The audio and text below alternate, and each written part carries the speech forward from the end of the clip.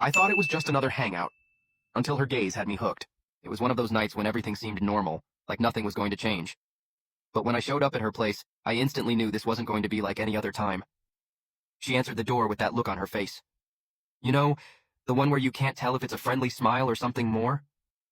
And maybe I was imagining it, but the way she stepped aside for me to come in felt just a little more intentional than usual. The apartment was dimly lit, candles flickering in the background. She'd put on music, something mellow, but the kind of song that gets you thinking, makes you feel things you can't ignore. We talked at first, like we always did, small talk about work, about life. But with each word, the space between us seemed to shrink. Every time she laughed, the sound hit me a little differently than it had before. When our hands brushed while reaching for the same glass, it felt like static. My skin was buzzing. At some point, the others left to grab something from the store, and it was just us. I swear, the second they were out the door, everything shifted.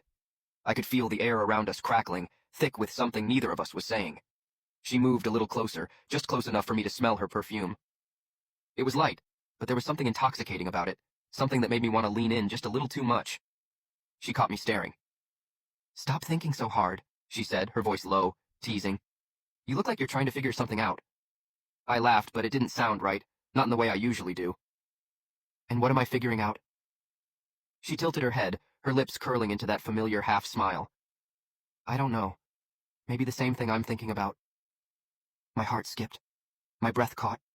For a moment, everything around us just stopped. It was like the world outside didn't exist. There was just the two of us, inches apart, neither one of us making the first move, but both of us wondering who would. "You're not scared of what might happen, are you?" she asked, stepping closer. I could feel the heat coming off her, feel how close she was, just waiting for me to do something. I didn't answer. I didn't have to. We both knew what was happening, even though neither of us would say it out loud. And for the first time, I didn't stop myself from closing the gap.